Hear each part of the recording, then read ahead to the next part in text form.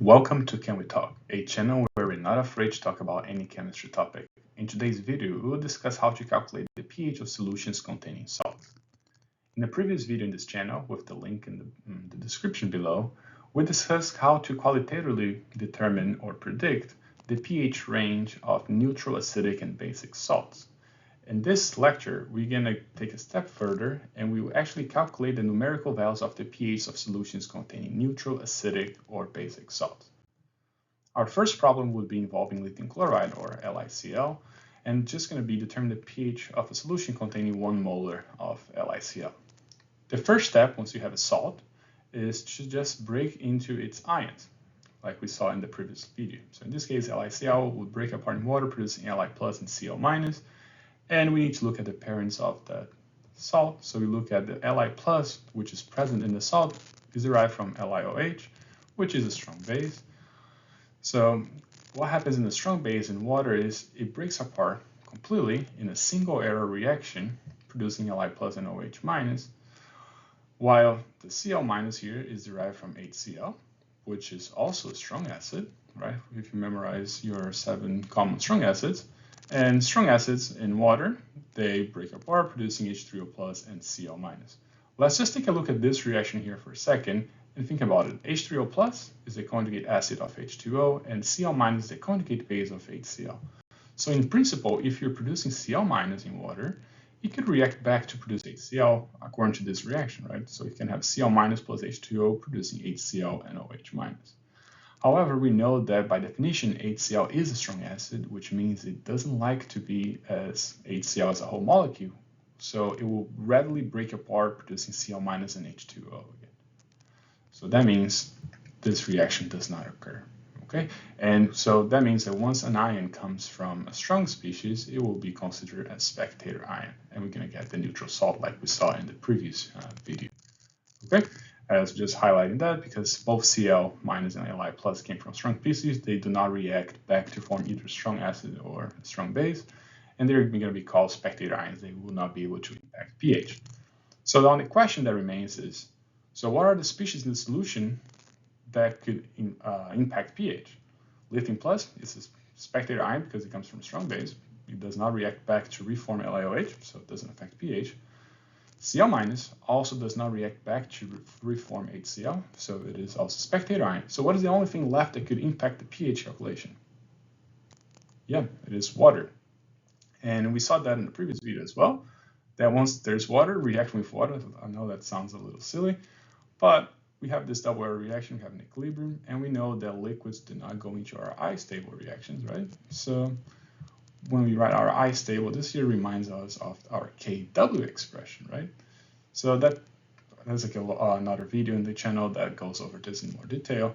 But once you do the calculations here, when you solve for your products over reactants, you're going to get that the pH is going to be equals to 7 at 25 degrees C. So quantitatively, it does not depend on the concentration of the neutral salt. Every time you're going to have a neutral salt, your pH is going to be 7 at 25 degrees C, and I can guarantee that 99% of the times you're going to be dealing with the Kw of 1.0 times 10 negative 14. Okay. All right. Good. So now let's move on to a different case. Now we're going to a 1 molar solution again, but now ammonium nitrate. And as usual, we're going to start with the same step, which is breaking the salt apart into its ions. So we're going to have, in this case, NH4 plus and NO3 minus. NH4 plus comes from NH3, which is a weak base now, and NO3 minus comes from HNO3, which is a strong acid. Okay, so we remember that once we have a weak base or a weak species, we need to react with water, and this here is a base that's going to accept a hydrogen, forming NH4 plus, which is a conjugate acid, and OH minus in a double arrow reaction, while HNO3 is a strong acid, hence the single arrow, producing H plus and O3 minus. And from our previous discussion, we know that once an ion comes from a stronger species, it will be spectator. Okay, so in this case, we have NO3 minus, which is a conjugate base of HNO3 being a spectator ion, while NH4 plus is going to be the conjugate acid of a weak base, and we're going to keep this ion. Okay? And then in the previous video, when we talk about dog breeds and salt solutions, we got up to this point when we said, oh, okay, this is going to be an acidic salt. Okay, it was derived from a weak base and a strong acid, so it's going to be an acidic salt. Now we're going to take the actual step further and calculate the numerical value of the pH of this 1 molar NH4NO3 solution. Okay, so the main question we need to ask is, what are the species that can impact the pH now? We saw that NO3 is a spectator ion, so the species that we're going to care about now is going to be NH4+. Okay. So initially the question was this one, right? Calculate the pH of 1 molar solution of NH4 and NO3.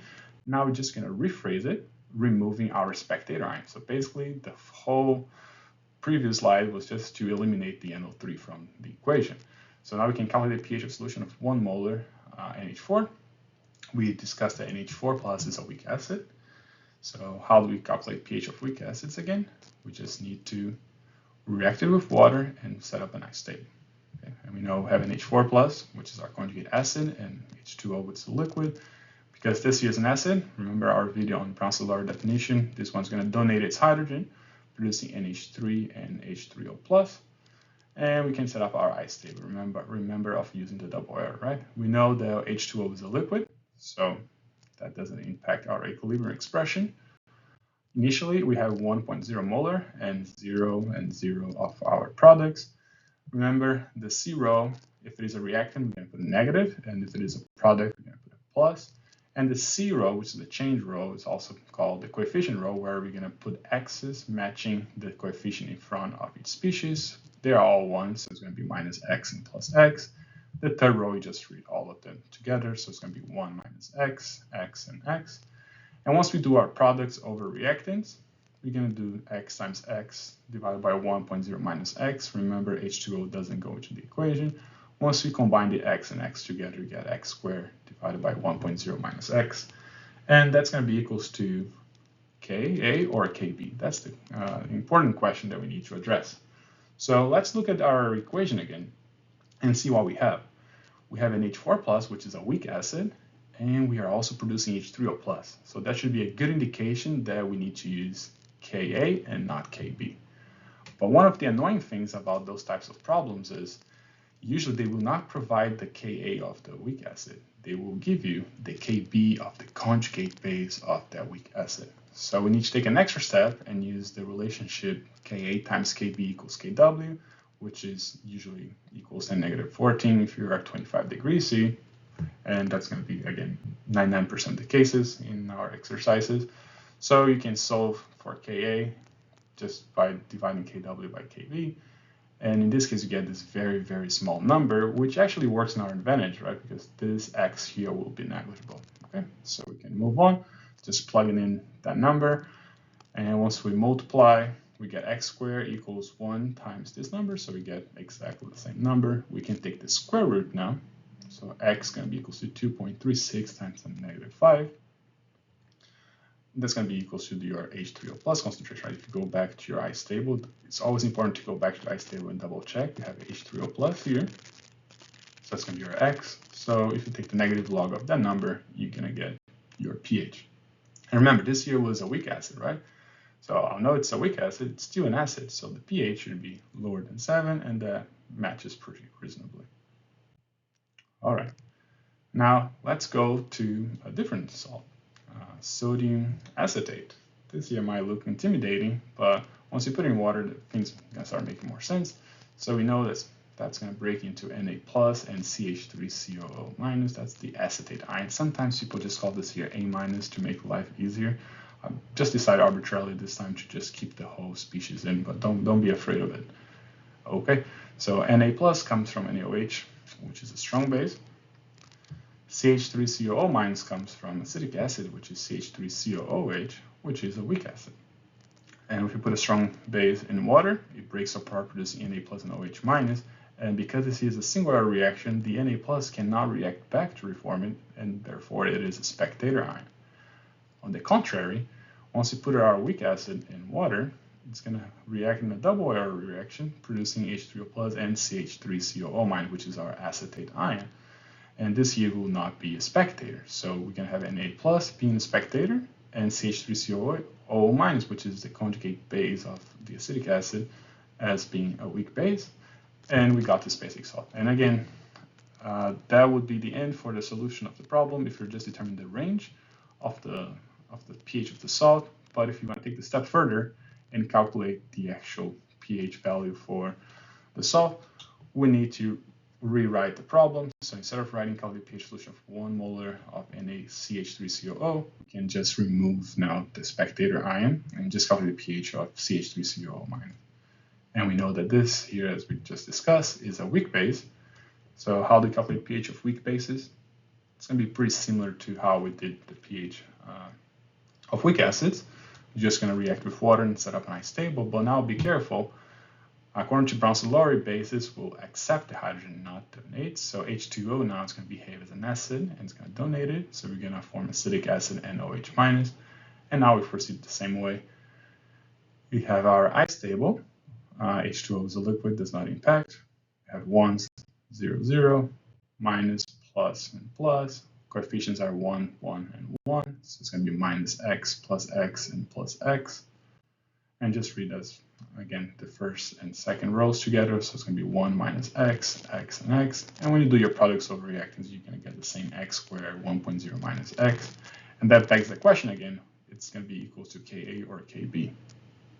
Okay, so let's analyze our reaction again. So we have CH3COO minus, which is a weak base, and we have OH minus being produced. So that should be a good sign that we need to use Kb, not Ka. And once again, it's going to be very annoying, but you probably will be given the Ka of acetic acid, not the Kb of acetate. So we need to take the extra step and convert Ka to Kb again by using Kb equals Kw divided by Ka. And the good thing about ammonia and acetic acid, they have the same K value, so the numbers are going to be very similar. Okay, so get 5.56 times 10 to the negative 10. Again, that works in our favor because that's a very small number, which makes this x here negligible. Okay, so once we plug it in there, we can solve being x squared equals to 5.56 times 10 to the minus 10 times 1, which is basically 5.56 times 10 to the negative 10. When you do your x, is going to be 2.36 times 10 to the negative 5 by taking the square root. And be careful, that is now equals to the OH minus concentration, not H plus. So once you take the negative log of that number, you're not going to find pH, but you're going to be finding POH. So to find pH, you need to use the relationship pH plus POH equals 14. Again, only at 25 degrees C. And then pH equals 14 minus that, and you get 9.372. And we see that pH is greater than 7, which was expected for a weak base. Okay, I'm not going to go in depth in this solution here. That's going to be a topic for another video.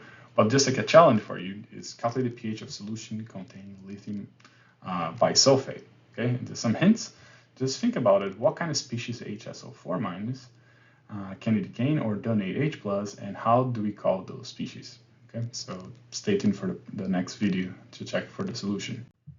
Okay, so in summary, we know the salts are made of cations and anions. The cation of the salt comes from a base, while the anion comes from an acid.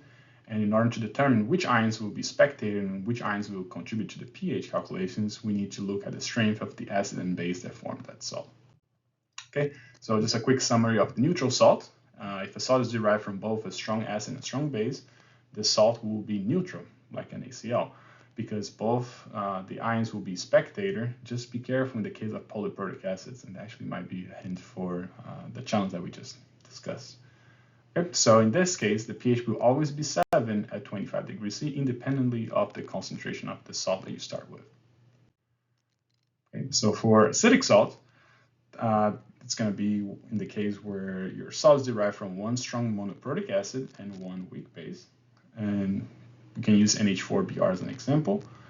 So the conjugate base of the strong acid will be always a spectator, which in this case is going to be our Br minus. So we're only going to react the weak conjugate acid, which in this case is NH4 plus, with water and set a nice table.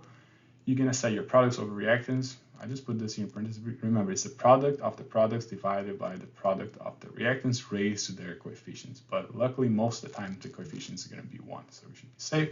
And we're going to set it up equals to Ka. But most likely, you're not going to be given Ka, you're going to be given Kb, so you need to convert Kb to Ka. And then once you solve for x, the x will readily be equals to the H3O plus concentration equilibrium. So to find pH, you just take the negative log of it, and the answer should be lower than 7. For basic salts, it's quite the opposite. The salt's going to be derived from one strong base and one weak acid, and the salt will be basic, like, for example, LiF. So in that case, the cation will be the spectator ion now, in this case Li+, and we need to just keep our conjugate base and react that with water to set a nice stable. We're going to reproduce the products of the reactants, and now they're going to be equal to Kb because we have a weak base. So we need to convert Ka to Kb by using Kb equals Kw divided by Ka. We solve for x, and that's x going to be equal to the concentration of OH minus this time at equilibrium. So once you take the negative log of this value, you're not going to be finding pH directly, but PO8. So you need to take one step further by doing pH equals 14 minus PO8, again at 25 degrees C, and this number should be greater than 7. Okay.